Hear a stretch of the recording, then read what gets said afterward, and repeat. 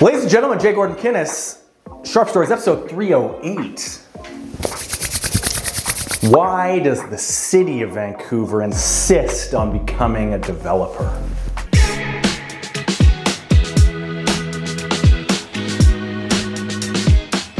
And your 5 minutes starts right now. Now, so, as we know, I love to grab a good story that someone else has written eloquently and layer in my 2 cents. Now with this new time frame, I can't do that to the degree that I once loved because I'm crunched by time, but we're gonna do it a little bit here. There was a story this last week from the Goodman Report, commercial guys, big guys, good information, put an article out which got picked up by Business of Vancouver at stories.com, stories.com if you wanna know the inside edge on, who says that, the inside edge? That's someone else's tagline. Oh, and goddamn big one. On the market, that's a good place to be. Anyway, the story had multiple different titles, but my favorite title used was the City of Vancouver to generate profits from a market it is actively obstructing. What market could that possibly be? City of Vancouver, of course, is getting knee deep in the rental business. And now with not only assisted living or below market rents, but market rental projects, believe it or not. What is market rent? Market rent, the average rent amount a tenant pays for a rental property in a specific location based on similar properties in the area. So like the mom and pops, like you single family or single unit condo investors, City of Vancouver now wants to compete with you for your tenants. And who's got more leverage? Them with the endless tax coffers from you again, or you on a fixed income just trying to take little steps forward.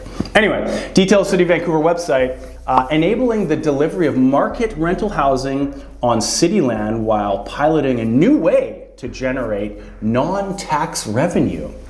Financial returns for the city to address the growing infrastructure deficit and council priorities, okay?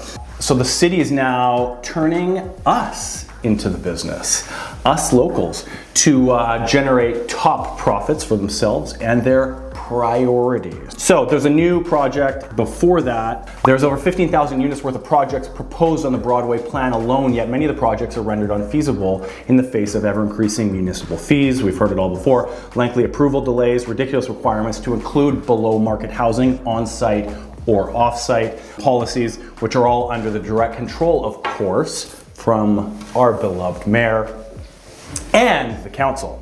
The city, of course, faces none of these restrictions when they go to market to create their homes in the sky.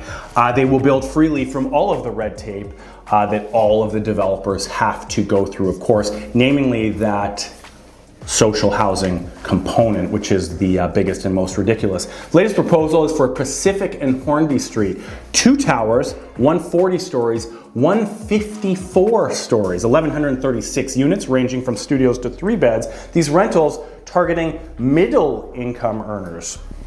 What does that mean? People making between $90,000 and $194,000 a year. Again, with none of these developments going through any of the same restrictions that anyone else are. So when we look at average incomes in the city specifically, I wouldn't say these are middle, I'd say these are definitely upper echelon. Is there higher? Of course. Is there lower? Of course, but we're not definitely sitting at that average.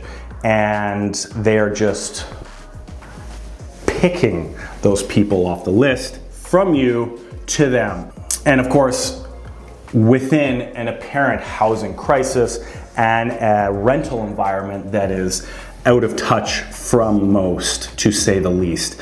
The biggest thing too, that the CACs, the community amenity contributions, which we have touched on many times, are of course non-existent in their equation either. So should the city be selling this land, which is apparently valued for rental portion at $200 million? If it was valued under strata valuation, it would be worth more. Can that $200 million not be put to better use? The project is forecasted to cost at minimum $700 million on top.